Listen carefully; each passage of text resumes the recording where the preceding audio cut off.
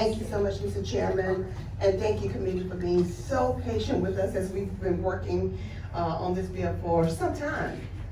When the bill was first introduced, it was really as a placeholder. I knew I wanted to do something in this space and in this arena, but we put it as a placeholder. So a couple weeks ago, a week ago, we adopted the amendments, which actually really changes the bill. Almost a month ago, I think, Madam Pro Tem, Mizell passed a bill that actually addressed what happens on the back end of with women who may be found in these situations with domestic violence, sexual violence, partner violence, being sex trafficked. And so this bill was attempting to address it on the front end before they get into those situations. And so I have joining me from Tulane Law School, Mr. Stanley Mozo? Stanislav Moros. Moros. Okay. And so he will take it on from here as it relates to how the bill is totally different almost from what we initially filed. Very well. If you'll introduce yourself, please. Yes, Senator. Hi, Senators. My name is Stanislav. I go by Stas Moros. I'm a professor at Tulane Law School, and I work with the Women's Prison Project, which is a collaborative program with the Domestic Violence Clinic at Tulane and the Criminal Justice Clinic at Tulane. I was hoping just to start a little bit by explaining what we do and what the legal barriers are to prevent the wrongful arrests and convictions of survivors of intimate partner violence and sexual violence. So our program, we basically represent survivors who have been wrongfully convicted or excessively punished for conduct that they've participated in as a result of abuse. And we have two of our clients here today, Ms. Beatrice Taylor and Ms. Sandra Starr. We've had 6 clients released in the last 6 years who were either facing or serving life sentences for actions they were forced to take as a result of intimate partner violence or sexual violence. But there are legal barriers that prevent us from preventing these wrongful convictions and that lead to the ongoing incarceration of survivors. And so I just want to briefly address what those barriers are. The first is that for many years, our society and our legal system has lagged behind in understanding the dynamics of intimate partner violence. As an example, in Ms. Taylor's case, she's sitting right back there, when her attorney was selecting the jury, he asked whether any of the prospective jurors thought it was okay to hit a woman. And the person who ended up being the foreperson on her jury said, and this is a quote, "A nagging wife, then maybe you could justify slugging her just once." And Ms. Taylor ended up being convicted wrongfully of killing her abuser and spent 23 years in prison for that. Now, these dynamics are not limited to that one juror. We constantly see dynamics where people believe that it's a victim's fault for not leaving an abusive relationship, that it's okay to use violence in intimate relationships, and that there's a stereotype of certain victims, and if a victim bites back, then she's not really a victim. And so in 2018, the Supreme Court recognized that our legal system hasn't understood the dynamics of intimate partner violence well, and in a case called State v. Curley, they actually reversed the conviction on those grounds, which led to the exoneration of a woman named Katina Curley. But this Curley decision doesn't apply to prior cases, to cases that have been final for a long time. So we estimate there are about 20 to 30 survivors still in prison who didn't have the benefit of expert testimony on situations like this. So that's kind of the understanding dynamics component. The other big component, and the bill really addresses a lot of this, is the way our laws are set up, they don't take into account the dynamics of intimate partner violence. So as an example, one situation where survivors are wrongfully convicted is when they're forced into criminal activity by their abusers. And that can happen when an abuser basically coerces someone, for example, to come along in a car when they're about to commit a burglary. And the survivor doesn't have a meaningful choice about whether to do that or not. We do have a compulsion defense in Louisiana when a third party forces you to participate in criminal activity, but the way it's set up, you basically need a gun to your head in that moment, or the defense doesn't apply, which a lot of scholars have said doesn't really take into account the dynamics of intimate partner violence, where it can be a period of months or even years where an abuser coerces people into basically doing everything they want and punishes them with violence if they don't. And so survivors aren't left with a meaningful choice whether to participate in that activity or not, but our laws don't really account for that. And so SB251 basically addresses some of these issues in the law and focuses on domestic violence as a pathway to wrongful incarceration. And it is based on the work of the Survivor Informed Task Force, which this legislature enacted last year, which had representatives from the LDAA, law enforcement organizations, as well as domestic violence and victim advocacy organizations. And that report issued a number of recommendations, and this legislation would basically address a few of them. It would expand the justification defenses available to survivors. It would allow for expert testimony and more situations to explain these dynamics. And it would provide some limited relief to survivors who have already been wrongfully convicted. I'm happy to answer any questions about the details of the legislation. I just have one quick question for you. Now, the original bill really just dealt with the expert testimony component. I see that's still in the amendments. Does this change the law as far as the judge being able to use the Doe-Bear standard to determine whether the expert should be able to testify? That's a good question, Senator. It doesn't. And so we already do allow expert testimony about domestic violence, but it's only limited to the self-defense context. And that's in Louisiana Code of Evidence 404. None of this would change anything about the Doe-Bear standard. All expert testimony would be subject to that. It would just, they're currently psychological or mental health testimony is only allowed in self-defense situations, so this would basically expand it to situations where someone was in duress, things like that. I have no questions for you at this time, so why don't we go ahead and hear from some of the other witnesses who are here in support. Sandra Starr and Beatrice Taylor, I believe you both mentioned they were Yes, they're clients of our program, Senator. clients of your program. Why don't we call them first and hear about their experience and their testimony? Thank you, sir.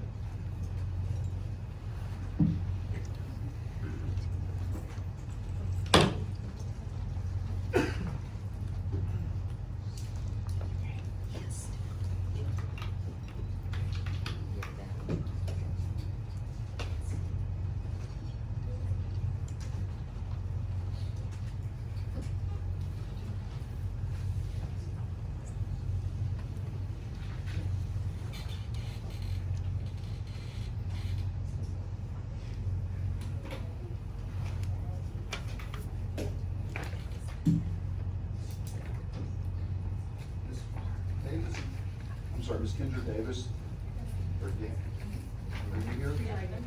Why don't you go ahead and come on up to the table as well. Did you want to testify also? Okay, ladies, who would like to begin? Okay. Good morning, and thank you for having me. I'm Bea Taylor.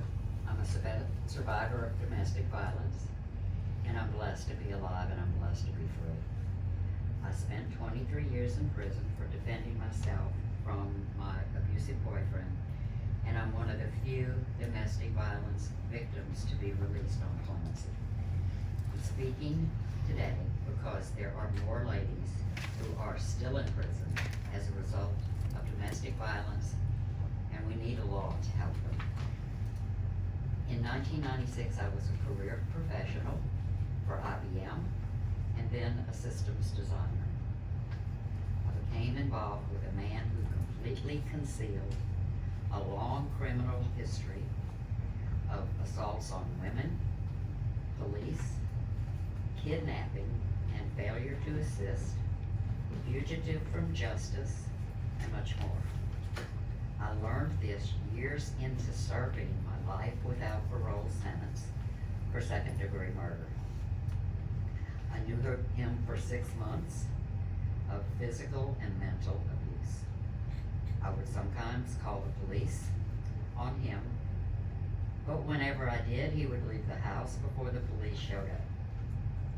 Denying him access to me for weeks out of each month resulted in violent breaking in, abuse, damage, and 911 calls.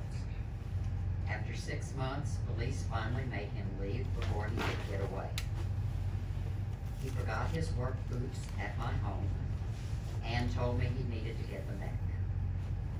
I called police to ask what I should do. And they told me to let him get the work boots from my home and not to antagonize him. He later came to my apartment so I could give him the boots, but when I opened the door to my apartment, he forced his way in. When he got into my apartment, he beat me and broke my toes. I was only able to get away by defending myself with a kitchen knife. His coroner's report showed high levels of cocaine and alcohol. His criminal history was concealed at trial. I discovered them myself years later in prison. I served 23 years of my life sentence in ministry staff work. I assembled 2 chapel, seminary, and Catholic libraries, working 7 days a week in Catholic and all denominations, and became deeply involved with the women as family. My clemency is very rare. So many women die striving for clemency. Now, I choose to serve their prison community for my 99 years of community service. I am truly blessed by God for my freedom. And I pray for legislation that justifies defensive actions resultant from domestic violence and altered avenues of relief. And on behalf of the ladies that I left behind, I thank you so much for listening. Thank you, Ms. Taylor, for your testimony. We appreciate that. Yes, ma'am.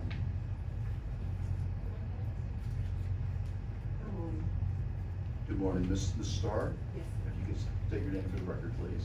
my name is Sandra Starr.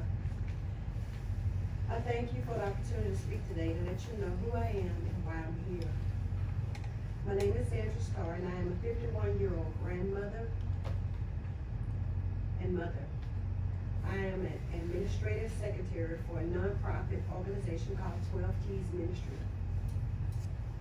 I am here in support of Senate Bill 251 because I am a survivor of domestic violence. And I would like to speak in support of the women who are still in prison and cannot be here. When I was 16 years old, I met and fell in love with a man who I had a child with, my daughter. Her name is Chandra. I was searching for a way out of my abusive childhood home when we met. We were together for 6 years.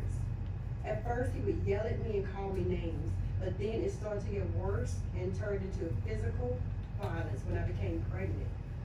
And that was 2 years into our relationship.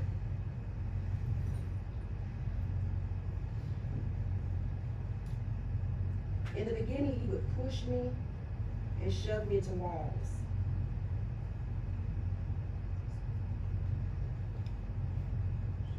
Just take your time, ma'am.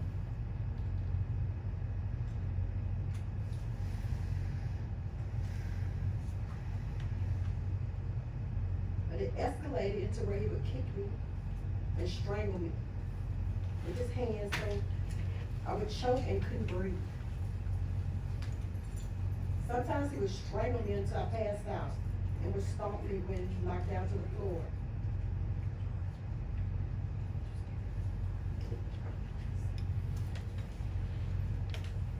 I called the police on many times. The police would take a report. Sometimes they would write about my injuries. One time they wrote that they saw whip marks on my face and my neck that were made from a clothes hanger. But he was never arrested because he would leave when the police arrived, sometimes hiding until they left and then returned to repeat the abuse. At the time of his death, I had broken up with him. But when he came to my house,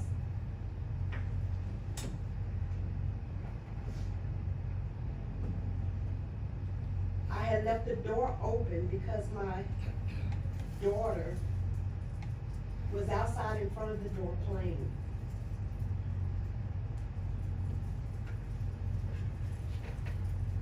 He came in and said, if I can't have you, no one can have you. Then kicked the door closed.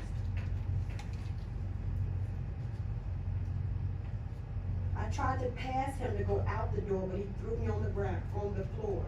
I reached for my purse to grab a gun, only to scare him. We struggled over the gun. I then closed my eyes and pulled the trigger. I served more than 26 years of my life in prison before I was granted clemency, and I'm grateful for that. While I was incarcerated, I educated myself about domestic violence and became a mentor to other women who are survivors of domestic violence. There are many women still in prison with similar stories to mine. That's why I'm here today, so that they can have a voice. Thank you so much for having me, and thank you for listening. Thank you for your testimony. Yes, ma'am. Hey, good morning. Thanks for having me today. My name is Kendra Davis, and I'm a member of Louisiana Survivors for Reform. I'm also a longtime advocate for survivors of harm, and that advocacy has taken many forms, including working at the District of Columbia Rape Crisis Center, an organization called Break the Cycle, which provides both legal defense and education and awareness for young people ages 13 to 19 experiencing teen dating violence. And I also worked with the health department with the city of New Orleans, as well as Voice of the Experienced. I'm here today to ask you all to support life in all its forms. That is essentially what this bill is about. And when people's lives are threatened, if they have respect for their own lives, they will defend themselves, right? That's a human thing. We see it every day in our communities, in our society, in many forms, trying to defend life. And this is no less true in situations of violence like the ones that these amazing advocates and survivors just shared. It's true in situations of romantic partners, family members, and even between neighbors. At present, however, as other folks have said, our state is failing survivors of domestic violence because these survivors who are simply trying to defend their right to life, the same way you might if you were in the same situation, are being criminalized for acting in self-defense. While working with the City Health Department in New Orleans, and specifically with the Blueprint for Safety team, I used statistical analysis to look at more than 5 years of police reports that have been made as a result of dispatches to domestic violence cases. And in this statistical analysis, my findings showed that when officers arrived on the scene, because they had no formal training in how cycles of abuse actually operate, what would end up happening is that they would make the wrong arrest and could not distinguish between premeditated harm and opportunistic weapons. For example, a gun being a premeditated weapon and scratch marks or bite marks, or as Ms. Taylor said, a kitchen knife are opportunistic weapons that indicate self-defense if the officer making the arrest understands how cycles of harm work. So unfortunately, these, without this formal training, officers made wrongful arrests, and this disproportionately affected abused people, specifically Black women. And similarly, the court system does not currently have mechanisms in place to correctly identify a case of domestic violence rather than one of premeditated harm. And as a consequence, thousands of women are sitting in jails and prisons simply for trying to defend their right to not only survive, but thrive. This bill would allow experts to come into court and explain to judges how cycles of harm truly operate. It would provide a legal mechanism for justification of defense for extreme duress and coercive control, and that currently does not exist. This bill is directly supportive of not only survivors of domestic violence, but anyone who is in favor of a right to live a full, happy, and healthy life. It would be a step in the right direction towards a robust justice system that protects life in all its forms.